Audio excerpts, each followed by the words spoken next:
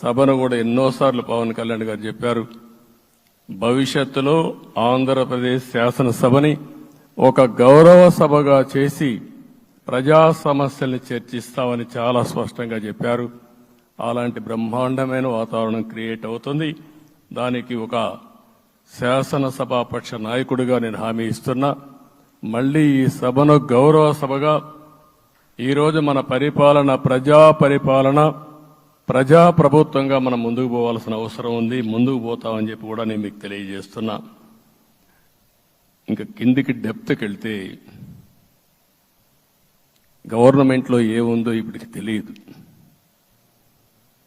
ఎంత అప్పు ఉందో తెలియదు, ఎక్కడెక్కడ తెచ్చారో తెలియదు.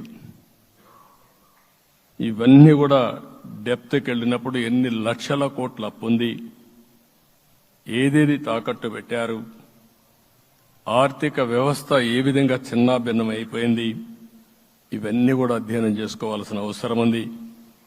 ఇరిగేషన్ రంగాన్ని పూర్తిగా నిర్వీర్యం చేశారు. రాష్ట్రానికి అతి ముఖ్యమైన ప్రాజెక్టు పోలవరం. కేంద్రం క్లియర్గా పోలవరానికి సహకరించారు. నాకిప్పుడు కూడా జ్ఞాపకం ఉంది, 2014 కంటే ముందు నేను ముఖ్యమంత్రి అయ్యాను, ఎంపికయ్యాను, ఢిల్లీకి వెళ్ళాను. ఢిల్లీకి వెళ్ళినప్పుడు 7 మండలాలు తెలంగాణలో ఉన్నాయి. పోలవరం ముంపుకు గురి అయ్యే 7 మండలాలు తెలంగాణలో ఉన్నాయి.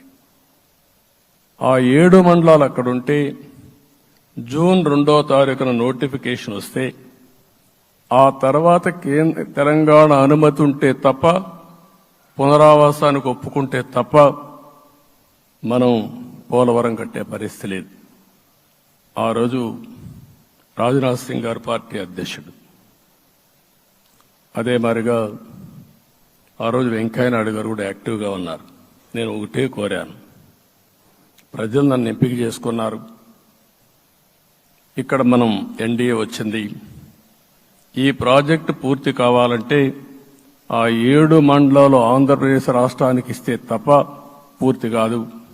మీరు 7 మండలాలు ఇవ్వకపోతే నేను ప్రమాణ స్వీకారం చేయను, నాకు ఈ పదవి వద్దని ఆ రోజు చాలా స్పష్టంగా చెప్పాను. ఇది ఎప్పుడు కూడా చరిత్రలో ఎప్పుడు జరగని విషయం. ఆ రోజు ప్రధానమంత్రి గారు నరేంద్ర మోడీ గారు ఇవన్నీ ఆలోచించి ఫస్ట్ కేబినెట్ మీటింగ్లో పెట్టి ఒక ఆర్డినెన్స్ ఇచ్చి ఆ 7 మండలాలు ఆంధ్రప్రదేశ్కి ఇచ్చి తర్వాత పార్లమెంట్ సమావేశాలు పెట్టుకున్నారంటే అది ఒక చరిత్ర. అంటే ఆ రోజు గాని కేంద్రంగాన 7 మండలాలు ఇవ్వకపోయుంటే పోలవరం ప్రాజెక్టు ప్రారంభమయ్యేది కాదు. అన్ని కష్టాలు పడి మళ్లీ డబ్బులన్నీ కోర్టులో ఉండే కేసులన్నీ విత్డ్రా చేయించి అన్నీ చేయించాం. 72% పనులు పూర్తి చేశాం. ఈరోజు మళ్లీ మొదటికొచ్చింది. డయాఫామ్ వాల్ పూర్తిగా కొట్టుకోబోయే పరిస్థితికి వచ్చింది, డ్యామేజ్కి అయ్యే పరిస్థితి వచ్చింది, ఎక్కడుందో తెలియని పరిస్థితి. మళ్లీ కేంద్ర సహకారంతో రాష్ట్రానికి